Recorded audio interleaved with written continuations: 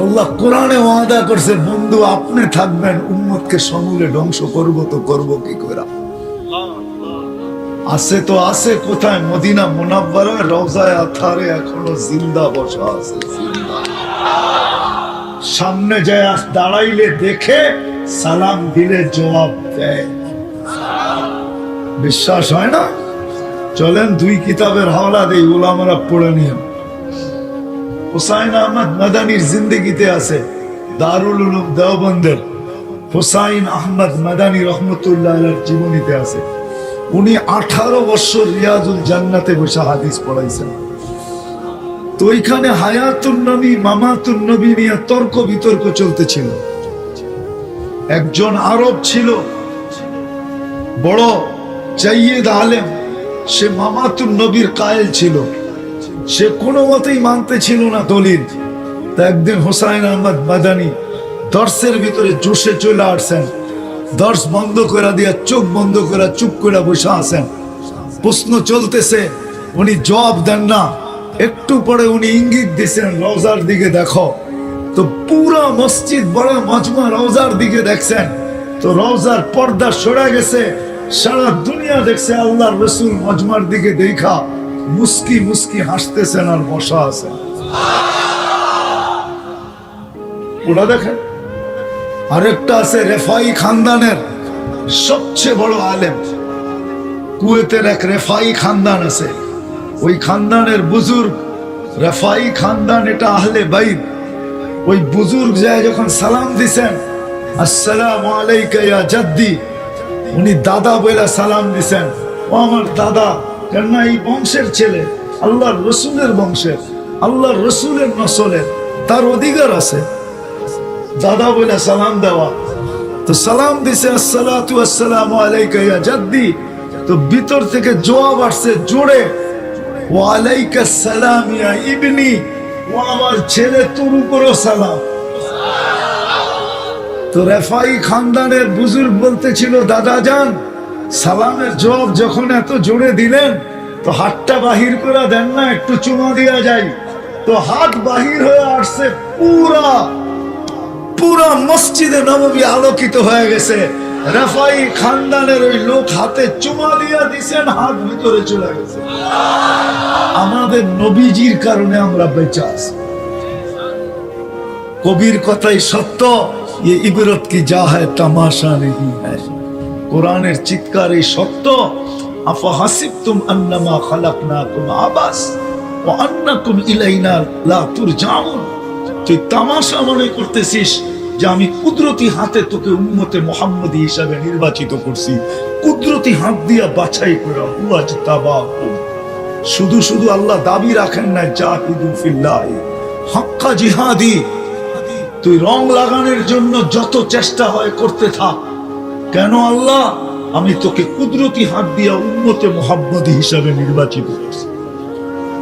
আমি আপনাদেরটা জানি না, আমারটা বলি। না মনে হয় 200 কোটি মানুষের ভিতর থেকে কুদরতি হাতে বাছাই করতে করতে করতে করতে যখন আমি কুদরতি হাতে উঠছি, তখন মনে হয় আল্লাহ বলছে তোকে উম্মতে মুহাম্মদী বানাই না।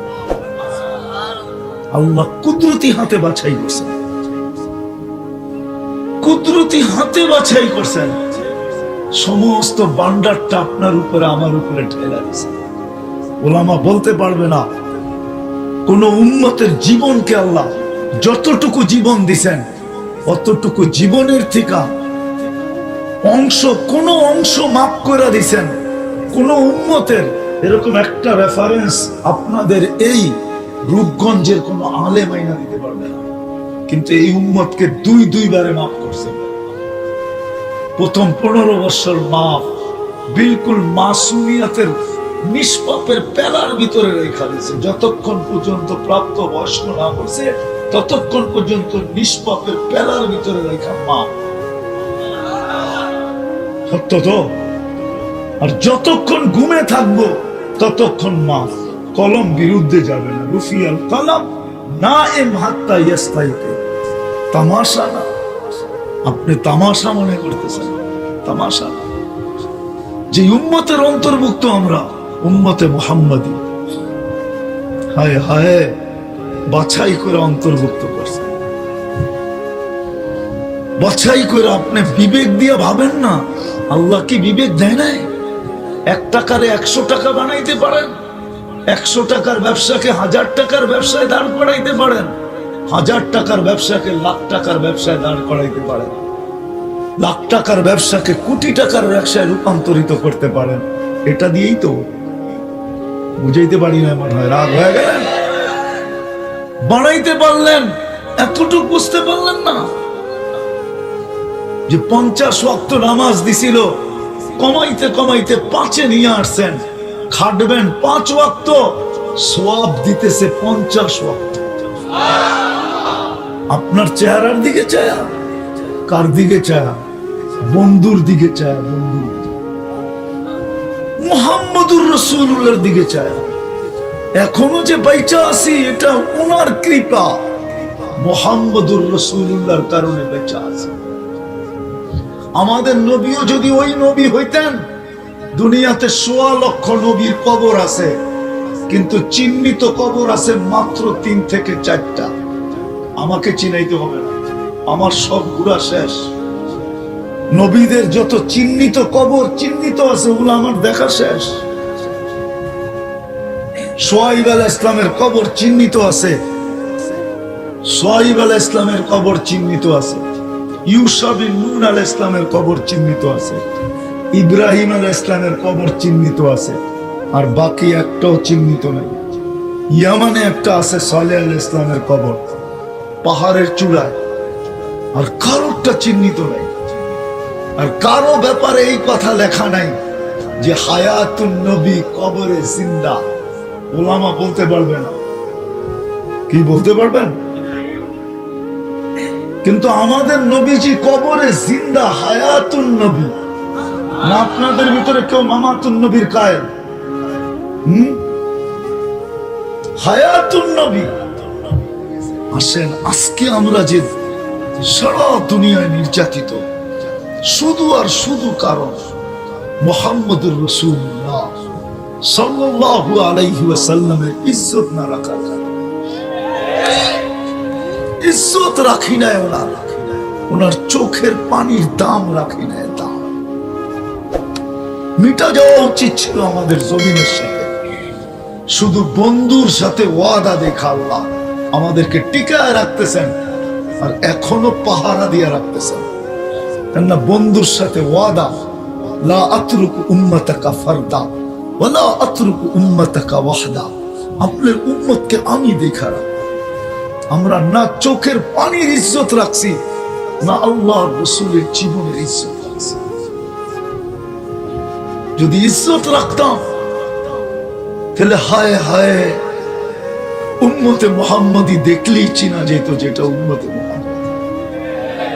আমাদের উপরে রং হইতো, রং থাকতো, রং থাকতো। হাতে মেহেন্দি দেখলে কারো যেরকম বোঝা যায় যে মনে হয় বিয়ে করছে, নাইলে হাতে মেহেন্দি দিল কেন। আমাদেরকে রং দেখা বোঝা যেত এটা উম্মতে মুহাম্মাদি। আজকে যুবক দেখলে চিনা যায় না, নারী দেখলে চিনা যায় না, পুরুষ দেখলে চিনা যায় না, শিক্ষিত দেখলে চিনা যায় না, অশিক্ষিত দেখলে চিনা যায় না, ব্যবসায়ী দেখলে চিনা যায় না, মালিক দেখলে চিনা যায় না, শ্রমিক দেখলে চিনা যায় না, কাউকেই চিনা যায় না, যেটা উম্মতে মুহাম্মাদ। যার কারণে আমরা নির্যাতিত। আপনি বলবেন যে আমরা নির্যাতিত, আমাদের অর্থ কম। দুনিয়ার 70% সম্পদ আল্লাহ মুসলমানদের পায়ের নিচে দিছে, পায়ের নিচে।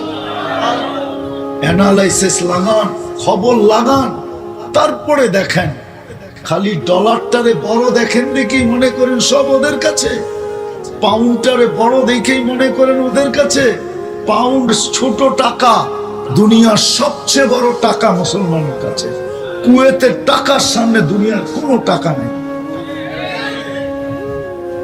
ওমানের টাকার সামনে দুনিয়ার কোনো টাকা নেই। দুনিয়ার সবচেয়ে বড় টাকা দুটা, একটা হলো ওমানি দিনার, একটা হলো কুয়েতি দিনার। এর উপরে কোনো টাকা দুনিয়াতে নেই। দুনিয়ার সবচেয়ে 70% সম্পদ মুসলমানদের কাছে। সংখ্যায় মুসলমান 200 কোটি। আমাকে বুঝাইতে হবে না, আমাকে কি আপনি 9-6 দিয়ে বুঝাইবেন? মিডিয়া সিডিয়া দিয়ে কি বুঝাইবেন? আমি দুনিয়া ঘুরা শেষ করে ফেলছি। হাদিসে নেয়ামত বলতেছি আপনাদেরকে, অহংকার না। আজকেও আমি এক দেশের ভিসা রিসিভ করে আসছি। আমাকে দুনিয়া চিনাইতে হবে না, দেশের নাম বলবো না। নাম শুনলে আপনার চক্ষু কপালে উঠবে, আপনি বলবেন এই মোল্লারে দিল কি কইরা, ঠিক না? এটা খালি মোল্লা না, আমি হুজুর না, খাজুর। আমাকে বুঝাইতে হবে না, দুনিয়ার 70% সম্পদ মুসলমানের পায়ের নিচে। বিশ্বাস হয় না? হ্যাঁ, 30% সম্পদ আল্লাহ সারা দুনিয়াকে দিছে, 70% মুসলমানকে দিছে। আপনি খবর নিয়ে দেখেন আমার কথা, দুনিয়ার সবচেয়ে বড় টাকা মুসলমানদের কাছে। উম্মতে মুহাম্মাদের মেয়েরা কোনোদিন নেট দেখা সাজগোজ করতো না, না ইসলামও সাজগোজ শিখাইছে। এমন না যে ইসলাম সাজগোজ শিখান না। যদি না শিখাইতেন তাহলে ওলামা সাক্ষী দিতে হবে, আল্লাহ রসুল সফর থেকে ডাইরেক্ট বাড়িতে যেতেন না। প্রথমে খবর দিতেন, এক জায়গায় অবস্থান করতেন, তারপরে খবর দিতেন, যেন মেয়েরা ঘরের বউরা সাইজা গুজা রেডি হতে পারে। হঠাৎ যায় উঠা যেন এরকম না দেখে যে পাগলির মতো চুলমুল এলোমেলো করে বসে আছে, মন আকর্ষিত না হয়, এমন যেন না হয়। এই জন্য আগে খবর দিতেন, যাতে সাজগোজ করে রেডি হয়, তারপরে ঘরে ঢোকে। এইভাবে আল্লাহ রসুল সফর থেকে আসলে যেতেন, সাজার সুযোগ দিতেন, সাজার সুযোগ। ওই বর্তমান সময়ের মতো তো মোবাইলের যুগ ছিল না যে মোবাইলে বলে দিতেন আমি আসতেছি, খবর পাঠাইতেন। এটাই মনে হয় কিতাবে লেখা আছে, সব ওলামা সাক্ষী দিবে, ইসলামের সাজগোজ আছে। কিন্তু আফসোস, এখানে আমার ঘরের নারীরা তো সাজে, নেট দেখা সাজে, নেট দেখা, ইসলাম দেখা সাজে না, মুহাম্মদুর রাসূলুল্লাহ দেখা সাজে না। সাজ ফাতেমারও ছিল বাসর ঘরের, কিন্তু পাওয়া যাবে না। আমার পুরা জাতির ভিতরে একজন মহিলা পাওয়া যাবে না যে বাসর রাতের সাজ ফাতেমার মতো সাজছে। ফাতেমার মতো সাজছে এরকম একজন মহিলাও পাওয়া যাবে না। বিশ্বাস আমার পাওয়া যাবে না। কিন্তু বাসর ঘরে ফাতেমাও সাজছিল না, সাজে নাই? ফাতেমার কি সাজ ছিল না? কি হুজুররা কি বলে?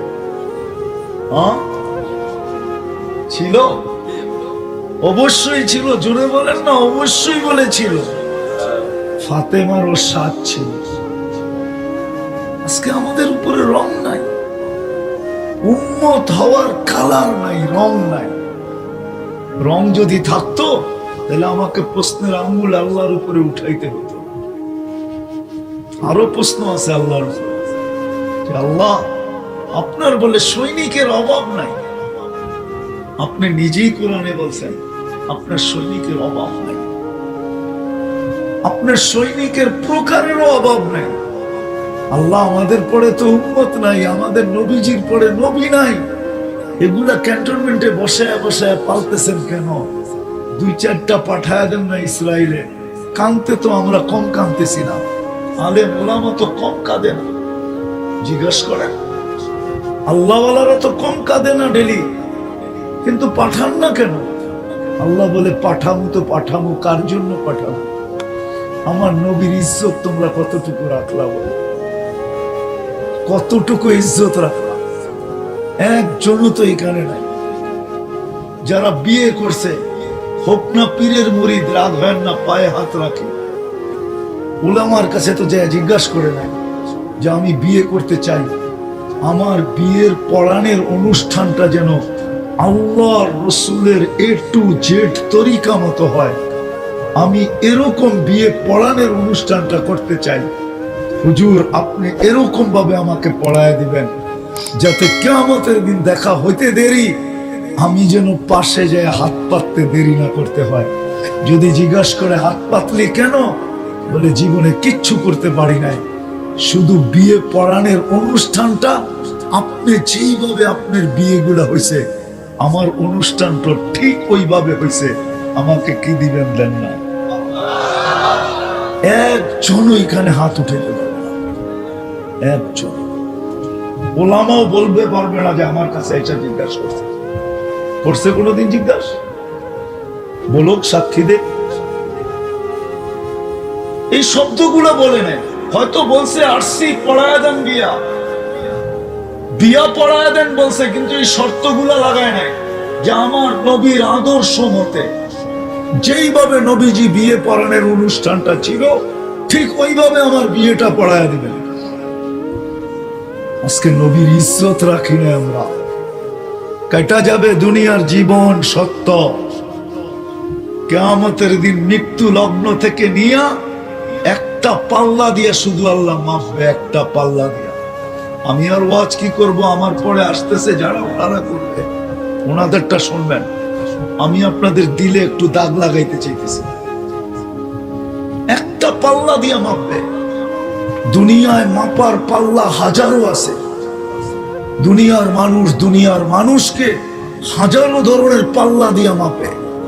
এটা নিয়ে আমার কোনো সে নাই, কাকে কি দিয়া মাপে, কে কি দিয়া পরিচিত, কে কি দিয়া আকর্ষণের বিষয়, এটা আমার বিষয় না। আমার বিষয় তো হলো আল্লাহ আল্লাহ রসুলের কাছে। 2 বার জাপান গেছি, প্রথম আমি 2005-এ গেছি। তো আমি সকালে এক ফ্যাক্টরিতে গেছি, তো যা দেখতেছি ওয়াটার গান দিয়ে একজন পরিষ্কার করতেছে। ওইখানে লেদারের ফ্যাক্টরি ছিল, দামি দামি পার্স তৈরি হইতো, মেয়েদের ব্যাগ, মানি ব্যাগ। তো সব কর্মচারী বাংলাদেশি ছিল, অধিকাংশ বিক্রমপুরের। তো আমি উপরে চলে গেছি, জিজ্ঞেস করলাম এই সাত সকালে এত ঠান্ডার ভিতরে ওয়াটার গান দিয়া দেখলাম একজন মহিলা ওয়াশ করে, একে পয়সা দিয়ে বলতেছে আমাদের মালিকের স্ত্রী। আমার উপরে যেন আকাশ ভাঙ্গা পড়লো, এত বড় ফ্যাক্টরির মালিক তার স্ত্রী ওয়াশ করতেছে সকালে ফ্যাক্টরি। তাই বললাম কেন? বলছে ও চাকরি করে এখানে। মানে চাকরি? আমার কাছে যদি পয়সা থাকে তো আমার স্ত্রী থাকবে রানীর হালে, ঠিক না? হ্যাঁ, কি বলেন? একটার জায়গায় চাকর দিমু ওকে 10টা, একটাই তো বউ, 10টা দিমু না তো কয়টা দিমু, ঠিক না? কয়েক ডজন হয়তো, তাইলে না চিন্তা করতাম, একটা ওয়াইফ। তো বলছে হুজুর শুনেন, স্বামী স্ত্রী বটে, কিন্তু জুয়া খেলার পয়সা ও কোথায় পাবে?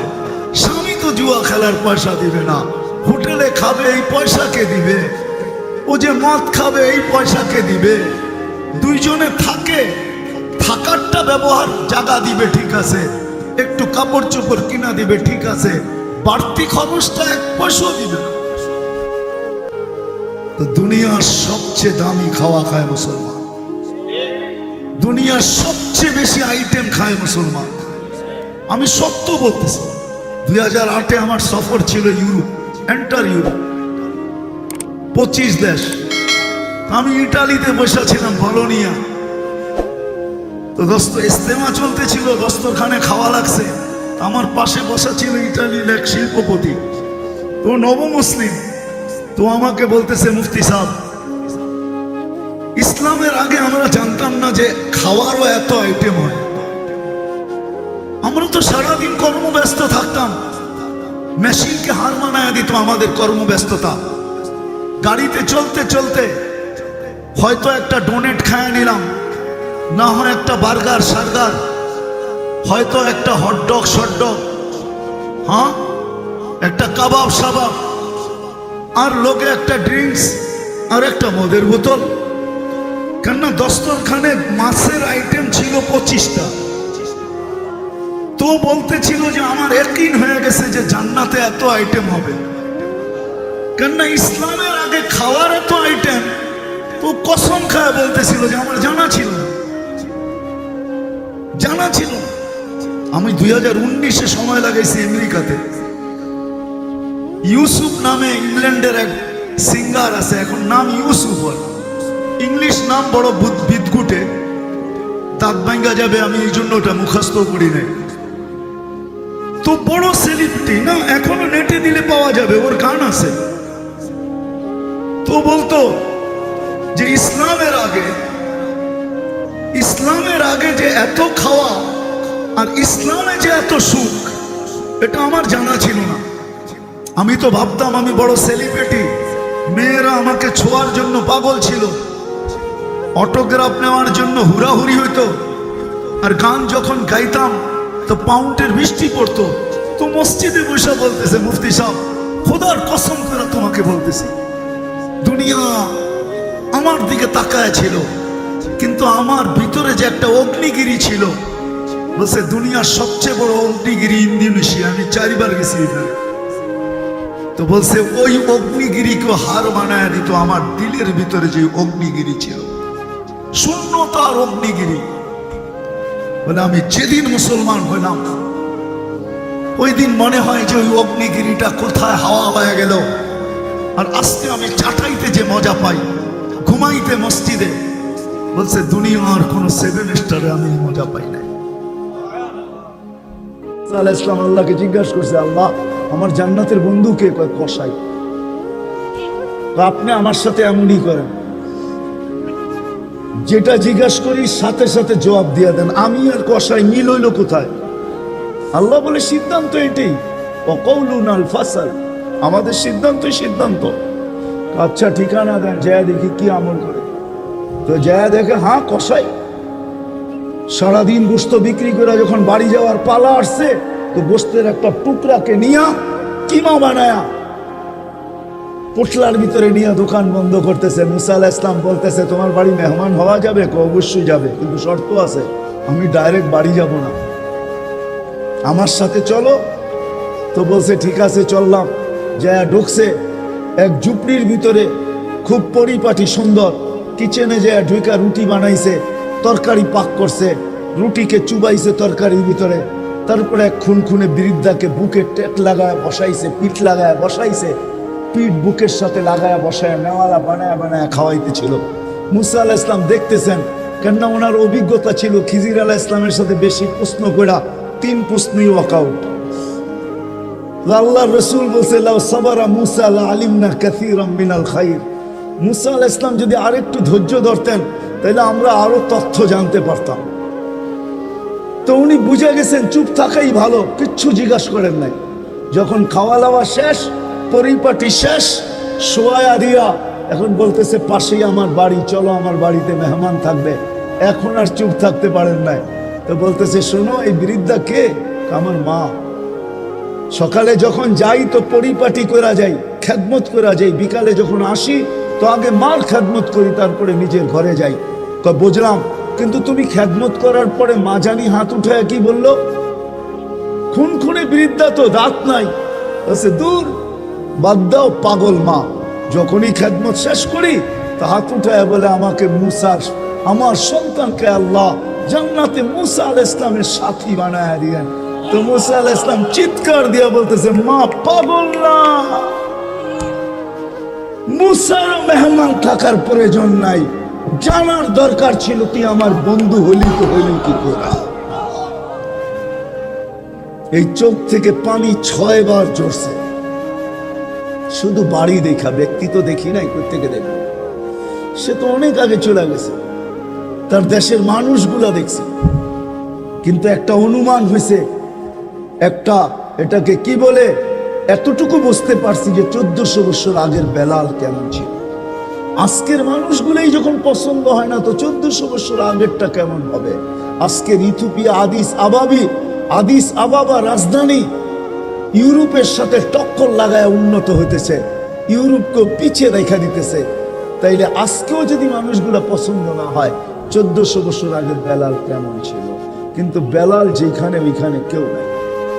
কেমন আকর্ষণের পাত্র, জমিনে চললে জান্নাতের পদধূলি হতো। জান্নাতে আল্লাহর রাসূল কানে শুনা ঈসা বলছে, বাবা লুকাইয়া বেলাল, এত বড় আকর্ষণের পাত্র কি করে হইলে? জান্নাতে তোমার পদধ্বনি, তাও আমার আগে আগে। পিছিয়ে হইতো তাইলে মাইনা নিতাম, আমার আগে আগে। দেখতে তো ছিলাম না, তোমাকে পদধ্বনি শুনতে ছিলাম। জিবরিল আলাইহিস সালামকে জিজ্ঞাসা করলাম আমার আগে কে? তো হাসি দিয়া বললো, আবদুকা বেলাল, আপনার গোলাম বেলাল। আয়েশা বলতেছে, হারেস বিন নোমান, তুমি এত আকর্ষণের পাত্র কি করে হইলা? বলছে, কি আর রাসূলুল্লাহ, জান্নাতে ঘুরতেছিলাম, তুমি তাহাজ্জুদে কোরআন পড়তেছিলা, আমার রাত্রেই সফর ছিল, আমি রাত্রেই পৌঁছে গেছি ওইখানে, আর রাত্রই ছিল, সময়কে আল্লাহ থামায়া দিছিলেন, রাত্র ছিল, জান্নাত ভ্রমণ করতেছিলাম, লাউড স্পিকারে তোমার কোরআন শুনতেছিলাম। জিজ্ঞাসা করলাম, হারেস এইখানে আসলো কি কইরা? তো জিবরিল ইসলাম হাইসা বললেন, ডেলি রাত্রে পড়ে আর আমরা শুনি। জিজ্ঞাসা করলাম, এই মর্তবা পাইলো কি করে হারেস? সে কয়, মার পায়ের ধুলার বদলতে মার খেদমত। আজকালকার সমাজের যুবকরা তো সন্তান মা বাবার খেদমতই করতে চায় না। বললে আবার কুমিল্লার মানুষ রাগ হয়ে যায় কিনা জানি না। হ্যাঁ, কুমিল্লা আসছি এই জন্য মনে ওঠে, হায় ওই দিনের কথা মনে ওঠে যেদিন পুলিশ লাইনের সামনে সন্তান বাপকে গুলি করে মারছে। বুঝা গেছেন না? বুঝা গেল নাই? মারে নাই? বুঝা গেলেন? আমি তো ভুলি নাই আপনাদের এই কাহিনী। কুমিল্লা দিয়ে গেলেই আমার মনের ভিতরে ওঠে যে হায় কোন সমাজে জন্ম নিলাম, কোন দুনিয়াতে আসলাম। আপনাদের কুমিল্লা ঘটছে, নেটে সার্চ দেন, দেখেন লেখা আছে, পত্রিকা উঠছে, মিডিয়া আসছে। বাকিগুলা বাদিয়ে দিলাম, ঐশীর কথা বাদিয়ে দিলাম, ঠিক না? ঐশীর কথা বাদিয়ে দিলাম। সন্তান কোথায় আসলাম? সন্তান মা বাবাকে গুলি করে হত্যা করে। হায় হায়, শুধু অপেক্ষা করেন, অপেক্ষা। কোরআনও বলে, ফান্তাদিরু ইন্নী মাআকুম মিনাল মুনতাদিরিন, আমি অপেক্ষা করতেছি, তোমরা অপেক্ষায় থাকো। আল্লাহ কিসের অপেক্ষা? ইদা জা আজালু, সীমারেখা আসতে দেরি, আখাযনাহু বাগতাতান, তোমাকে আমি ছো মাইরা উঠাইতে দেরি করব না।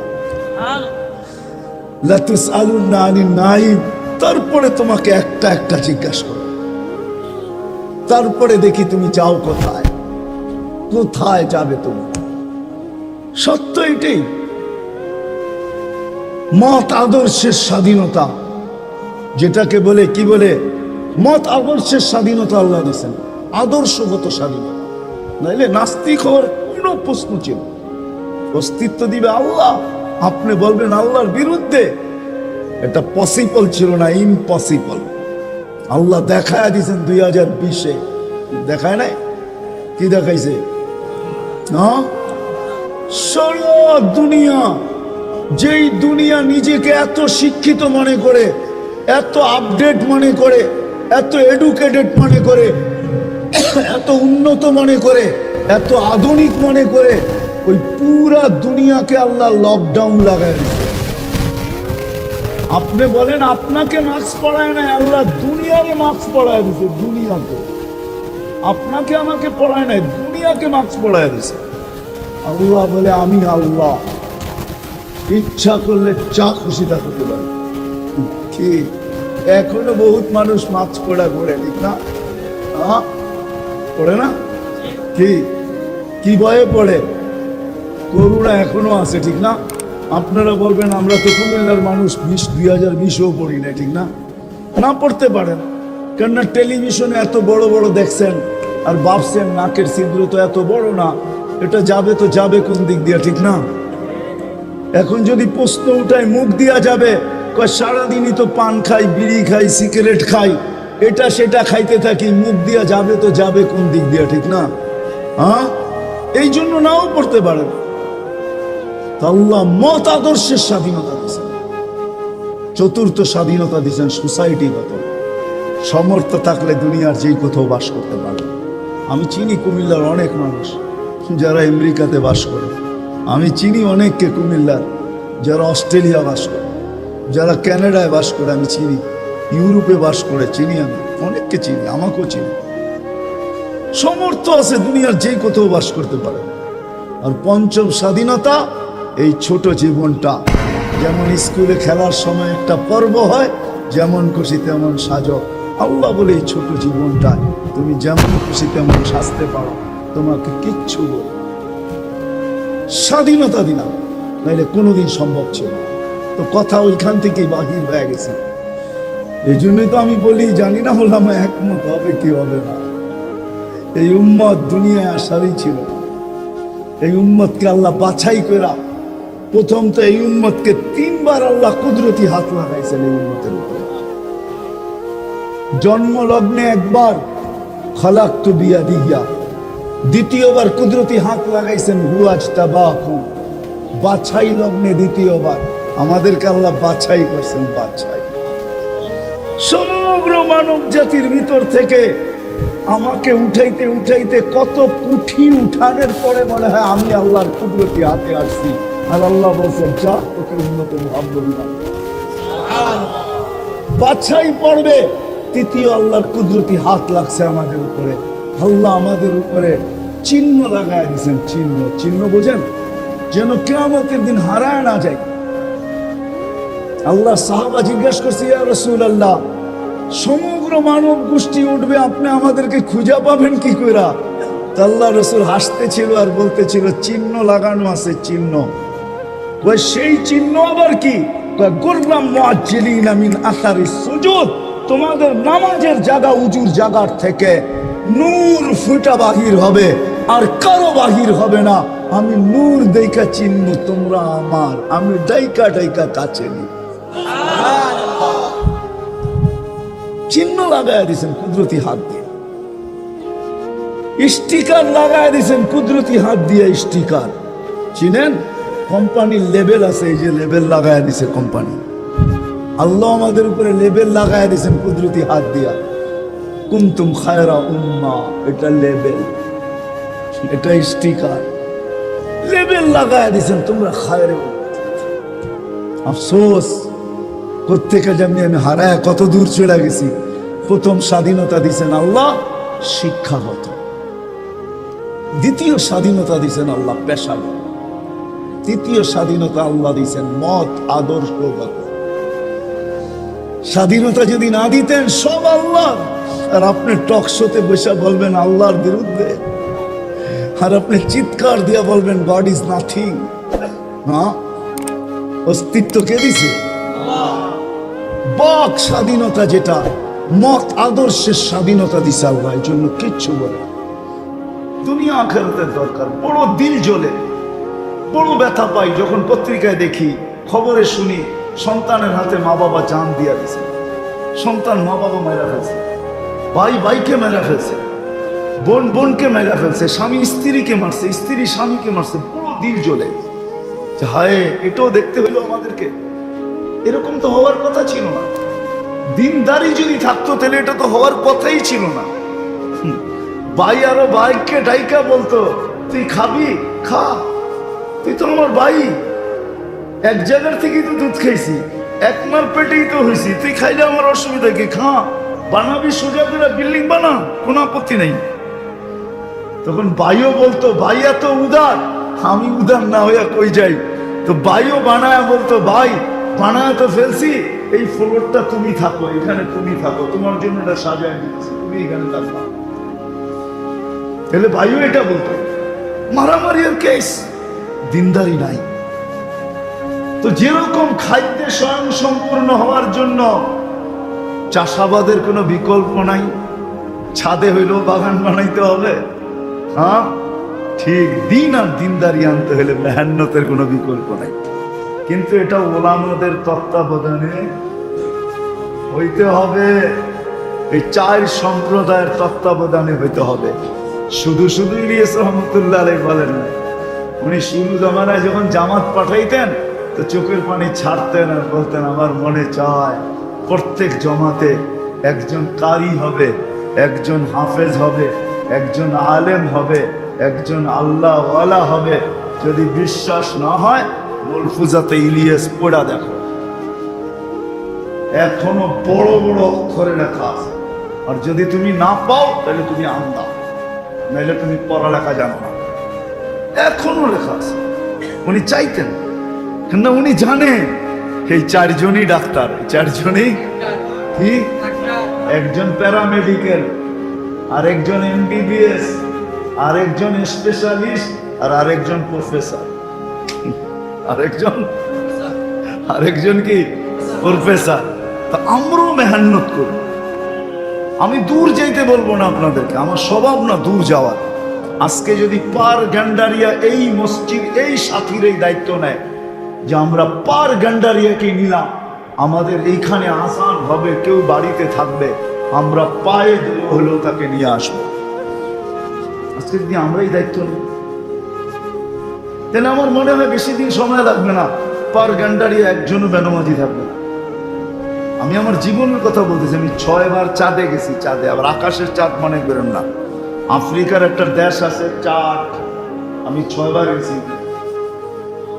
আমি বর্তমান প্রেসিডেন্টের ছেলেও চিনি, ও আমারে চিনে।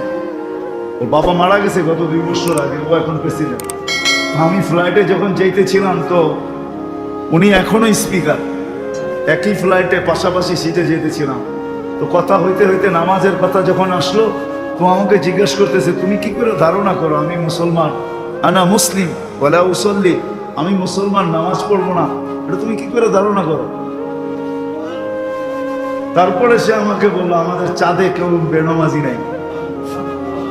এটা আমার ফার্স্ট টাইমের কথা বলতেছি, যখন আমি ফার্স্ট টাইম যেতেছি। তারপর আমি 5 বার গেছি, আলহামদুলিল্লাহ। ওই দেশের মুসলমান আমারে খুব ভালো করে চিনে। তো আমি 5 বার গেছি, তারপরও একজনও বেনামাজি নেই। এটা বাংলাদেশ। এই জন্য আমরা আলেম ওলামাদের সাথে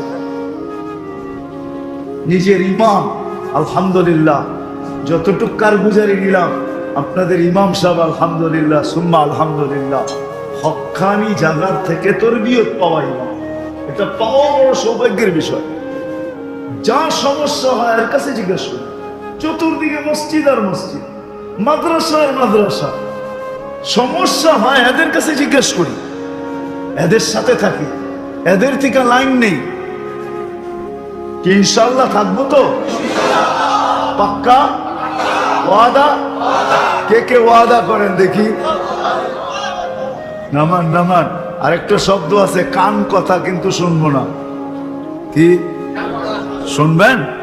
হ্যাঁ, শয়তান কিন্তু কিয়ামতের দিন এটাই বলবে, ইন্নী দাউতুকুম ফাস্তাজাবতুম ফালুমু আনফুসাকুম ফালা তালুমুনি মা আনা বিমুসরিখিকুম ওয়া মা আনতুম বিমুসরিখিয়া, এটাই বলবে। আর আল্লাহ বলে দিয়েছে ইউহি বাযুহুম ইলা বাযিন যুখরুফাল কওলি গুরুরা। সর্বশেষ কথা, আমরা চাই আল্লাহ করুক, আল্লাহ করুক, আল্লাহ করুক, এটা হোক, আমরা চাই। আমরা ওয়াদাও করছি এইখান থেকে আল্লাহ করুক দিনের কাজ, যেটা দিনদারি দরকার। আর দিন আর দিনদারি, এটার জন্য সবচেয়ে বড় শর্ত যেটা, কোনো দেশ যদি খাদ্যে স্বনির্ভর হইতে চায় তাহলে কি করতে হবে? কি করতে হবে? খাদ্যে যদি স্বয়ং সম্পূর্ণ হইতে চায় কি করতে হবে? চাষাবাদ বাড়াইতে হবে, ঠিক না? হ্যাঁ না, এর বিকল্প আছে? বিকল্প আছে? নাই। আমরা যদি দিনদার আর দিনদারি হইতে চাই তাহলে আমাদেরও কোনো বিকল্প নাই, আমাদেরকে দিনদারি বাড়বে দিনের মেহনত। কিন্তু শর্ত ওই মেহনতটা হক্কানি আলেম ওলামাদের তত্ত্বাবধানে হতে হবে। তাদের তত্ত্বাবধানে। হ্যাঁ, রোগী চিকিৎসা ডাক্তারের আন্ডারে থেকে করলেই ভালো হবে। আর নাইলে তো আমাদের দেশের প্রত্যেক মানুষই কম বেশি কিছু না কিছু ডাক্তার, ঠিক না? হ্যাঁ, রিক্সায় বয়ে করবেন, মাথাটা জানি কেমন কেমন করবে, তো দেখবেন ওই সময় কোন ফার্মেসির সামনে খাড়া করায় দিব আর করবে এই ট্যাবলেটটা কিনা খায় ফেলাম, ভালো হয়ে যাবে, ঠিক না? আমাদের দেশের মানুষ কিছু না কিছু ডাক্তারই কি সবাই না জানেন না? জানেন তো, ঠিক না? আর গ্রামে আছে কিছু না কিছু টোটকা, সবাই জানে। টোটকা বোঝেন তো? এটা ঢাকায় শব্দ, কিন্তু টোটকা, টোটকা বোঝেন? কোনো না কোনো টোটকা আপনারে ধরাইয়া দিল। আমাদের দেশের মানুষের এটা স্বভাব, কিন্তু না, বুদ্ধিমান এটাই, রোগ হলো তো ডাক্তারের আন্ডারে থেকে চিকিৎসা হোক। আমাদেরও দিন আর দিনদারি পরিবেশ মানানোর জন্য, যেটা দুনিয়া আখেরাতে আমাদের